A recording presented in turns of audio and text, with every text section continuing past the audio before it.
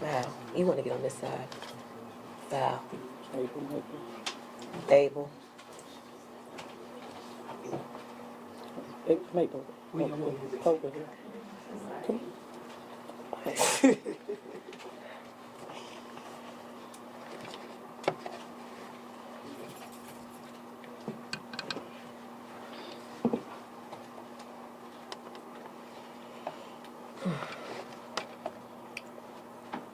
Thank you, everyone, for coming today. My name is State Representative Erica Thomas, and today is a day that is a little bit different from me. Usually when I'm standing at this podium, I'm helping to defend other people across Georgia.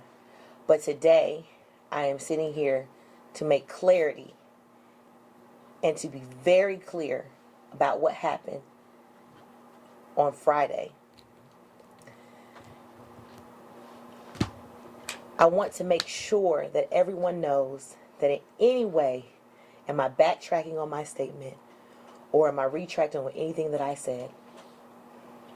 On Friday, I was in the grocery store with my 9-year-old daughter, which was supposed to be a joyous occasion because we as a family are teaching her how to be able to get things and buy her own things in the store, and gave her own card. And so we separated our items. She was right behind me. She had her items. I had my items. I was checking out, and a man that I had never seen before, never seen him in the line, I had never seen him, walks up and approaches me and says, "Do you know that you have too many items in this line? Do you know that this is out? This is the item line for 10 items or less?" And I told that man, "I am sorry. I am sorry, sir, but I am 9 months pregnant and I cannot stand for very long periods of time." He then went on to say, "No, what you are is a lazy SOB." I was thrown off guard at that moment. And I looked at him and I said, "You don't know me. You don't know me." And then he said, "Yeah, I know you people. You're ignorant."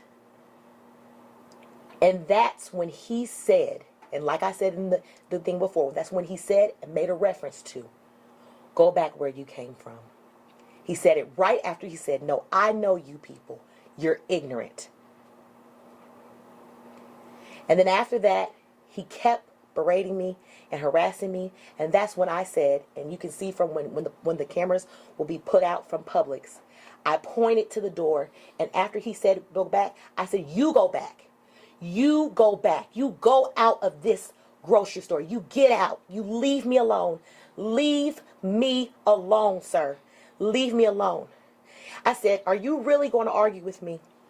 And he said, "Yes, I am," and kept cursing at me, kept berating me. And this goes on for a couple of minutes. And a lady walks up, a Publix lady walks up that works at Publix, and tells him to leave several times. And then he leaves out of the store after being told to leave by a Publix employee. That is when I looked around, and I was devastated to see that no one said anything after that. No one said, "Are you okay? Do you need some water? Do you want me to, do you need some help?" That's when I was upset. I started to tear up, but I was embarrassed. I was embarrassed, and I was scared for my life because, again, this man left out of the grocery store, came back in the grocery store just to tell me a piece of his mind. I don't know what he came back in with. I don't know any of those things. I was scared for my life. So at that moment, did I call the police? Did I do it? I ran out of that store after I paid for my groceries. I didn't want to spoil my daughter's moment. I let her pay for her groceries with her card. Like, she paid me a card. I put it in the meter. She gave her back her card. She did what she had to do. And then we left. And I looked around outside. All I could say when I was outside, I said, hurry up, Coda, please. Let's get these groceries in. Let's get these groceries in. She was like, Mom, why did he say that? Why did he do that to you? Why would he say those things? I don't understand what's going on. I'm like, Coda, just get in the car. Not knowing if this man is still in the parking lot, if this man is still trying to do something, not knowing and fearing for my life from what I've seen all over this country where people have just taken justice upon themselves and tried to take justice on themselves and have hurt people, not knowing what was going to happen to my life next. I got in that car and I left. I called my husband. My husband said, park, Erica, park. You're upset. Park. I said, no, I have to get home. I got to get home. I got to get home. I got to get home. I don't want Coda to see me like this. I need to get in the room. I need to sit down. And that's when I got home and I did what I had to do to seek justice, called the police, set up the investigation. The detectives went down there. They investigated. They said that my story corroborated with the stories that were told inside of Kroger from the employees. Inside of Publix, that were told inside of the grocery store from the employees. And I cannot wait till that police report comes out and the video comes out. And that they said, and I quote, they will testify in court against this man. And that is all that I have to say. Thank you. And this is my attorney, Attorney Griggs. And so what we want to be clear today is that at no point did my client equivocate in what she has told from the very beginning. And what the public needs to understand is this is not a he say, she say. This is a she say with evidence. There were witnesses. We have witnesses. We are endeavoring to get the videotape. We will release the police report once we have that. And this should have never happened, to have a pregnant African-American female to be berated and called a B repeatedly. Now, there's been a lot of conversation online about a clip that was released by a news company here in Atlanta that was not the full clip. But we want to clarify that at no point in the 14-minute interview did she ever equivocate in what happened. You can go watch the 14-minute clip. You can watch her live.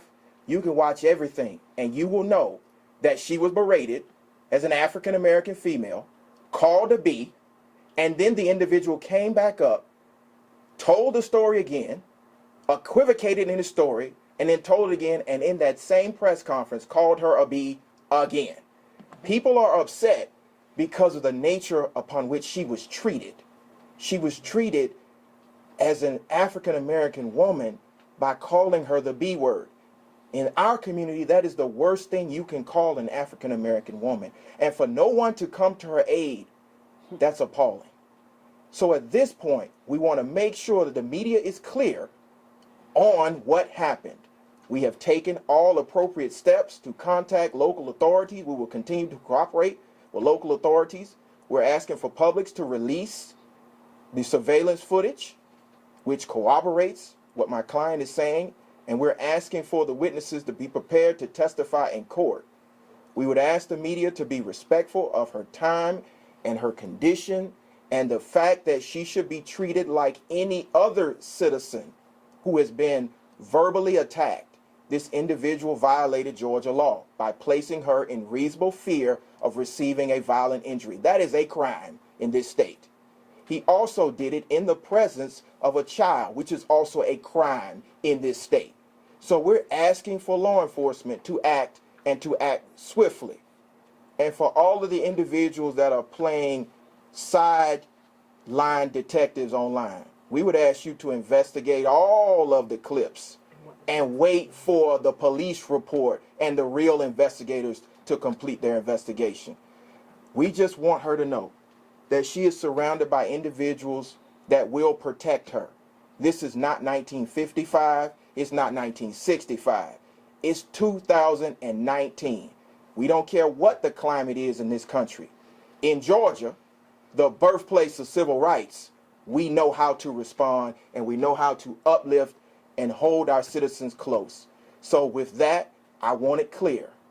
At no point did my client ever backtrack on any of her statements, period. She said he referenced go back.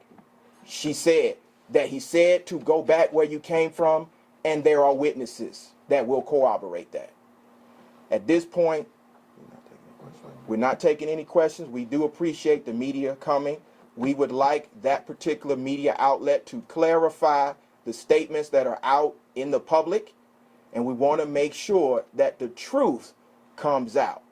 And so with that, we're going to conclude the press conference. Representative Thomas, though, as you know, the reason this made national news is because you said on Facebook that he said, go back where you came from, but then yesterday you didn't specify that to our colleagues, so we need to know if that's what he said. Again, we have been quite clear what he said. We are consistent in what we're saying. We have turned over the information to law enforcement. We will await law enforcement's decision, and we will continue to stand by what we've already said. I had a conversation with that individual. We will continue to cooperate with law enforcement. Mr. Briggs, I spoke to Mr. Sparks by phone today, and this is what he said, and he said I could quote him on this. He is looking into exploring opportunities to sue Ms. Thomas for defamation of character. She took an innocuous situation and made it a national debate about race when the situation that occurred in public was never about race. Can you respond to that? We were working with law enforcement. That's our response.